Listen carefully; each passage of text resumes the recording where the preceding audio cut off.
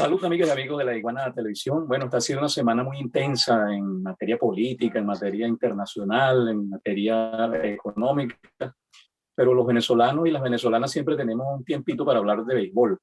Y justamente queremos hablar de béisbol porque está ya concluyendo, bajando el telón del campeonato venezolano de la Liga de Béisbol Profesional con la finalización de la actuación de los Caribes de Anzoátegui allá en Mazatlán, México, en la Serie del Caribe. Para hablar de eso tenemos hoy a Friedmar Álvarez, quien es un buen talento de las transmisiones deportivas del canal La Tele Tuya, TLT, y del circuito de los Tigres de Aragua. Y queremos preguntarte, Friedman, tú como especialista, ¿qué nos puedes decir sobre esta actuación tan decepcionante de los Caribes del Oriente, de los Caribes de Anzoátegui en Mazatlán, un equipo tan bateador que de pronto durante todos los juegos que estuvo allá no le dio un palo a nadie, como se dice en el vocabulario del béisbol? ¿Qué les pasó a los Caribes de Anzoátegui? Saludos, Clodovaldo, qué alegría que podamos conversar y bueno, sobre todo este tema del béisbol. Haces una pregunta que es un tanto difícil de contestar porque es difícil no caer en los lugares comunes, ¿no? Tú ya bien lo decías cuando anunciabas la pregunta. Son cosas que a veces pasan dentro del béisbol, no le darle un palo a nadie.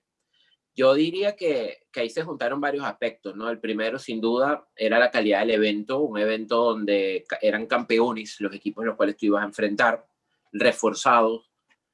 Si bien este ha sido un año difícil en términos generales para la humanidad por el tema de la pandemia, el béisbol no escapa de eso. Y en el caso puntual del béisbol es más difícil para un lanzador hacer el ajuste a todo este tiempo a ver, ¿cómo lo decimos? De poca actividad, de inactividad, que para el bateador.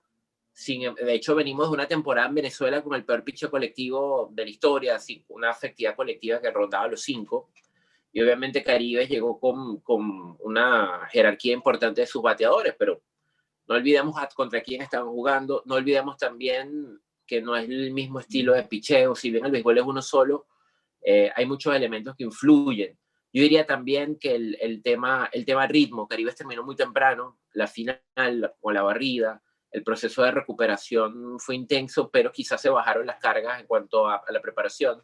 Hubo peloteros que llegaron entre algodones, ¿no? Como el caso de Balbino Fuenmayor, que era un pelotero fundamental en la estructura, y hubo otros que se esperaba por todo lo que batearon en la temporada acá en Venezuela, como Danry Vázquez o William Astudillo, quienes pudieran producir en esa línea. Lamentablemente no sucedió así. Yo creo que es más un tema de mérito del picheo contrario, incluido el picheo de Caribe. Pocos han hablado de eso. Esto ha sido una actuación bastante decepcionante, como tú dices, pero también ha sido, y extrañamente, dicotómicamente, una de las actuaciones más importantes en cuanto de equipo alguno en Serie del Caribe en cuanto a picheo. Pero lamentablemente no nos alcanzó con el bateo, y bueno, por un vericueto administrativo en cuanto a los criterios. Obviamente, al haber perdido ese juego esta mañana con México, terminamos quedando fuera. Ahora fíjate, uno espera, porque ha sido como ya tradicional en los últimos tiempos que los equipos campeones venezolanos no logren un buen resultado en la Serie del Caribe. Uno espera que tengan dificultades ante los rivales tradicionales como República Dominicana, Puerto Rico y el propio México. Pero es que Caribes no logró batear ni siquiera frente a equipos que vienen de ligas considerablemente inferiores, como la de Colombia o la de Panamá. Incluso Panamá ni siquiera había realizado un campeonato, sino que había hecho una especie de selección nacional allí. ¿Cómo se explica eso? Es difícil, ¿no? Por un lado, creo que es el tema de los vaivenes del béisbol. Esta selección sí, ese es el término, lo correcto. Esta selección de Panamá, de la Liga Panameña, que quizás es la forma correcta de enunciarlo, porque no es estrictamente una selección de panameños, no es una selección nacional. Me recuerda un poco a la historia de Bravos de Margarita, ¿no? Una pretemporada corta, no todos dudábamos por el ritmo de preparación y bueno, tienen un tremendo campeonato y por una cuestión de criterios geográficos se terminan quedando fuera, ¿no? Y bueno, ese caso de los federales de Chiriquí, que es el nombre o la identidad con la cual se asoció a esta selección, nos recuerda esa premisa, ¿no? Que esto es béisbol. independientemente sea Bravos de Margarita en el torneo local o esta selección de Panamá que está representando la Liga Panameña en la Serie del Caribe, es béisbol y puede pasar cualquier cosa. Es un torneo corto, te enfrentas una sola vez contra cada rival. Creo que también influye ahí una situación, Clodovaldo, que es difícil explicarle a la gente, que es el tema de la actitud con la cual tú afrontas el torneo. Más allá del orgullo nacional, porque esto no es un equipo, no es un torneo de selecciones, es un torneo de campeones nacionales, más allá del ámbito de siempre querer ganar, creo que también aquí había una motivación y quizás le falló a alguno, ¿no? Que es la posibilidad de conseguir trabajo. Este año fue un año muy difícil, en 2020, por el tema de la pandemia. Se contrajo el béisbol de ligas menores, no se jugó béisbol en México, en la liga de verano. Eso hay que sumarle que las plazas de trabajo se hicieron muy complicadas para los peloteros del béisbol satelital.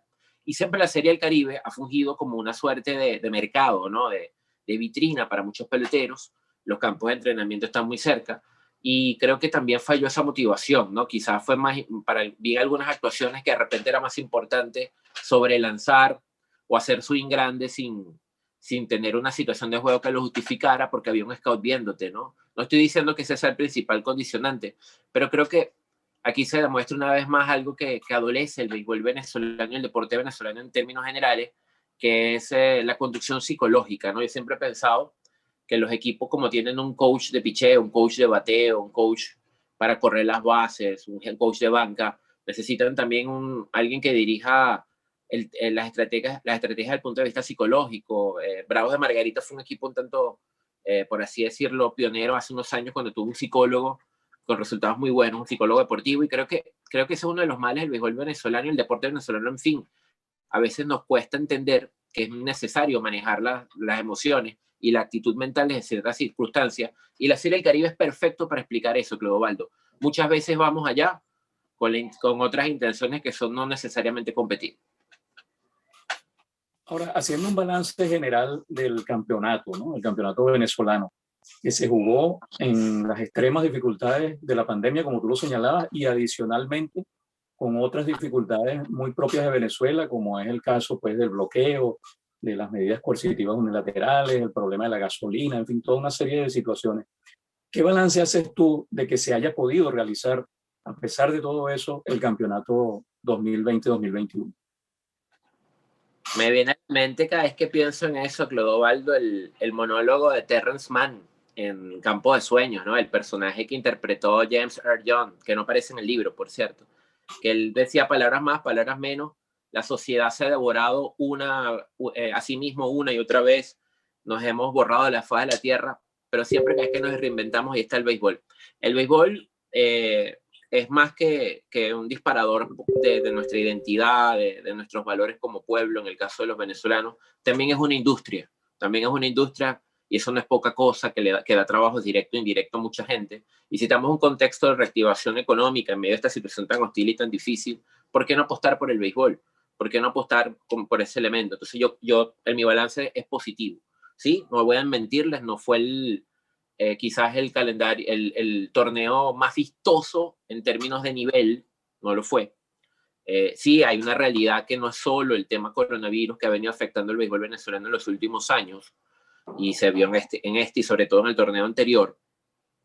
Pero a mí me parece un triunfo absoluto haber sacado un torneo en unas condiciones tan hostiles de la sociedad y potenciadas, como tú dices, Clodovaldo, en un contexto venezolano donde hay gente que claramente está apostando a partir el país en pedazos, y bueno, en una de las cosas que apuesta es donde nos duele, ¿no? Que es en nuestra idiosincrasia, una de ellas sin duda es el béisbol.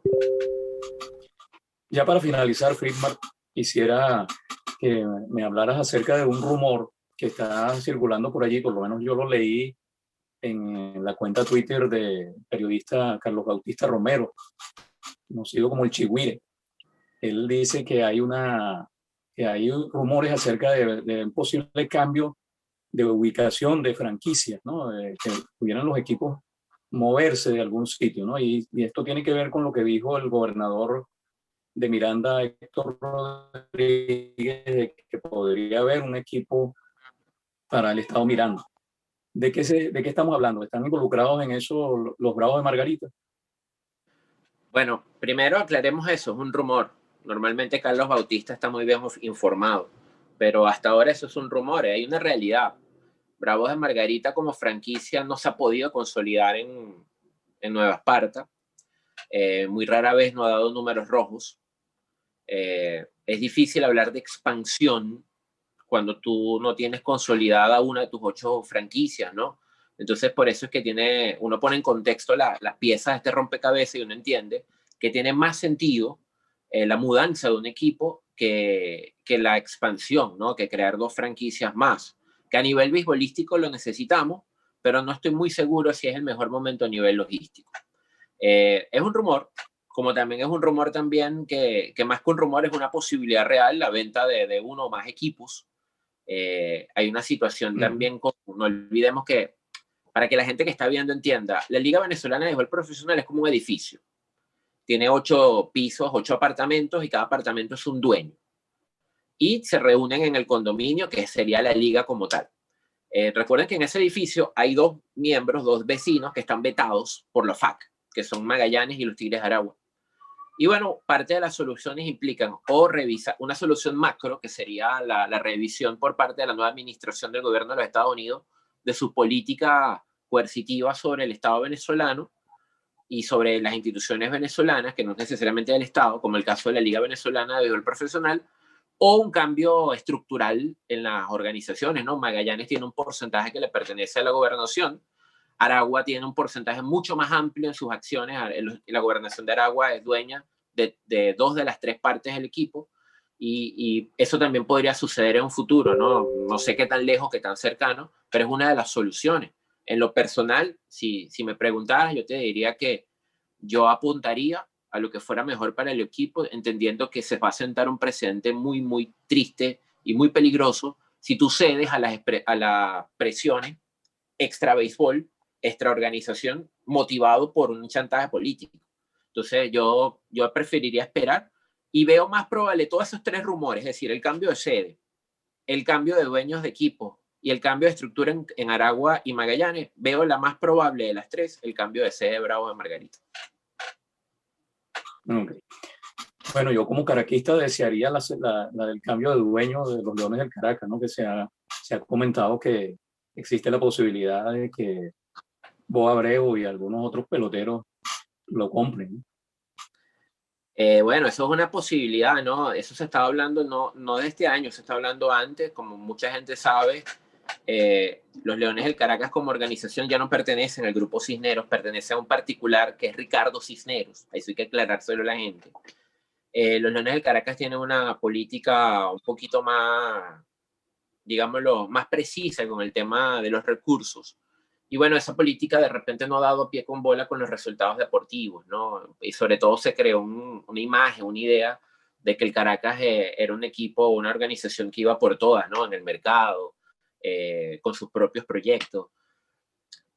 Habría que preguntarse si un cambio de gestión y un cambio de dueños en este contexto sería lo correcto, tomando en cuenta que hay una realidad, Clodovaldo. La persona que le toca invertir en este momento tiene que entender que esto es una inversión que se te va a devolver dividendos es en el tiempo, no inmediatamente. Entonces, sí, como caraquista te puedo entender, pero creo que la situación de Caracas es mucho más compleja que eso. Ok, bueno, le doy las gracias a Fritmar Álvarez por haber estado con nosotros hablando de este tema que ya de alguna forma queda cancelado por un tiempo en Venezuela hasta la próxima temporada, que esperemos que sí se desarrolle en un calendario habitual, ¿no? A partir del mes de octubre. Realmente le doy las gracias a Emilio Laperuta por la asistencia en la parte técnica. Y a ustedes, amigas y amigos de La Iguana Televisión, los invito a que se suscriban al canal si todavía no lo han hecho, y también a que le den a la campanita para que tengan las notificaciones de estas entrevistas y de todos los demás programas de la parrilla de La Iguana Televisión. Será entonces hasta la próxima vez.